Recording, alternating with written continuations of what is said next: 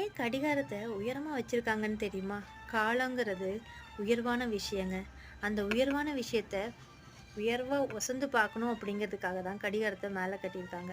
இப்போ நம்ம பயன்படுத்திட்டு இருக்க இந்த மிக்ஸி, கிரைண்டர், நம்ம போயிட்டு வர காரு, பைக்கு, ஏரோப்ளேனு இது எல்லாமே எதுக்கு? காலத்தை மிச்சம் பிடிக்கிறதுக்காக. ஸோ நம்ம இப்படி காலத்தை மிச்சம் பிடிச்சு எங்கே பொழுது போக்கிட்டு இருக்கோம் தெரியுமா? இன்ஸ்டா, ரீல்ஸு, யூடியூபு இந்த மாதிரி எல்லாம் வேஸ்ட்டான டைமில் போயிட்டு இருக்கு.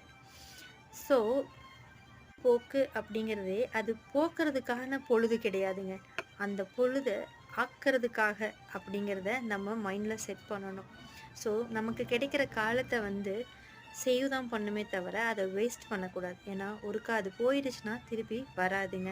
இப்போ நம்ம சம்பாதிச்ச பணத்தை எல்லாம் ஒரு பக்கம் குவிச்சு அதை எரிக்கிறது எவ்வளோ ஒரு முட்டாள்தனமோ, அதே மாதிரி தான் நம்ம கஷ்டப்பட்டு சேமிக்கிற எல்லா காலத்தையும் இந்த மாதிரி ஒன்றுமே இல்லாத விஷயங்களில் நம்ம செலவழித்து வேஸ்ட் பண்ணிகிட்ருக்கோம். ஸோ அதுவும் முழுக்க முழுக்க ஒரு தவறான விஷயங்க. நம்ம காஸ்ட்லியாக வாட்ச் வாங்கி கட்டுறோம். வாட்சுங்கிறது 100 ரூபாய்க்கு இருக்குது, 1,00,000 வரைக்கும் இருக்குது. கரெக்டுங்களா? பல லட்சங்கள் கூட இருக்கும், எனக்கு அது தெரியல.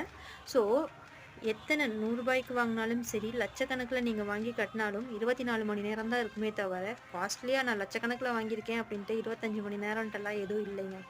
அப்போது டைமுங்கிறத எவ்வளோ பாதுகாப்பாக நம்ம யூஸ் பண்ணணும். வாட்ச் அப்படின்னா கடிகாரம் மட்டும் பொருள் இல்லைங்க, கவனி அப்படிங்கிறது தான் உண்மையான பொருள். ஸோ யார் காலத்தை கவனிக்கிறாங்களோ அவங்க கண்டிப்பாக வாழ்க்கையில் சாதிப்பாங்க.